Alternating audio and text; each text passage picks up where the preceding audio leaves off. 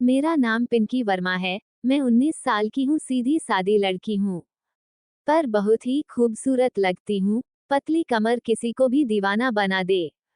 पर मुझे पता नहीं था एक दिन मेरा भाई ही दीवाना हो जाएगा।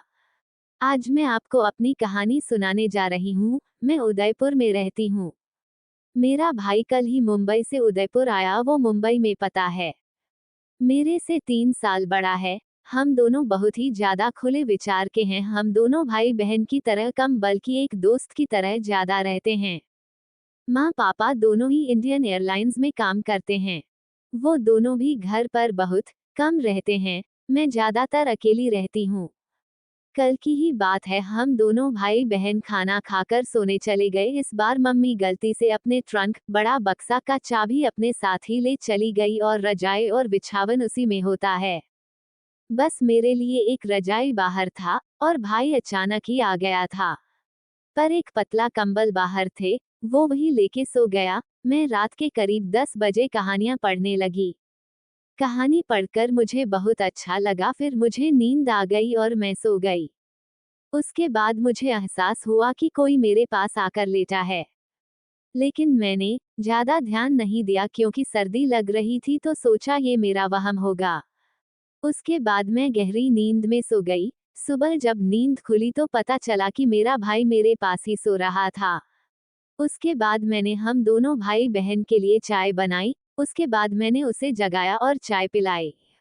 सुबह सुबह मैं कुछ ज्यादा ही खूबसूरत लगती हूँ, इसलिए भाई मुझे देख देख कर मुस्कुरा रहा था और बोला कि आजकल तो तुम कुछ ज्यादा ही खूबसूरत हो गई हो, क्या करती हो ऐसा। तो मैंने खुश होकर कहा कि मैं तो जन्म से ही खूबसूरत हूँ। उसके बाद मैंने उससे कहा कि तुम नहा धोकर तैयार हो जाओ, मुझे कुछ सामान लेने बाजार जाना है। उसके बाद मैंने हम दोनों को खाना बनाया और खाना खाकर तैयार होकर बाजार में सामान लेने निकल गए। तो मैंने जरूरत का सामान लिया। उसके बाद भाई ने बोला मुझे भी कोई गिफ्ट दिला दो। तो मैंने उनसे बोला टाइम आने पर मैं खुद दे दूंगी। मुझे लगा कि शायद भाई समझ गया था कि मैं क्या देने की बात कर रही थी। थोड़ी देर बाद हम दोनों घर आ गए, तो हमने देखा कि मम्मी पापा भी आ गए थे। पहले तो मम्मी पापा फोन करके पहले ही बता देते थे, लेकिन इस बार पता नहीं क्या हो गया था। खैर कोई बात नहीं, हमने सबने खूब बातें की। उसके बाद मैंने और मम्मी ने खाना बनाया। पापा टीवी देख रहे थे और भाई अपने फोन में कुछ कर रहा था। उसके बाद हम सबने खाना खाया और सोने के लिए चले गए। मम्मी पापा एक कमरे में और मैं और भाई एक कमरे में सोते हैं। कुछ देर हमने बातें की। बात करते करते पता नहीं क्या हुआ, भाई ने कहा मुझे सर्दी लग रही है, तुम यहीं सो जाओ। फिर भाई ने सर्दी का बहाना लगाकर मुझे सुला दिया और मजे करने लगा।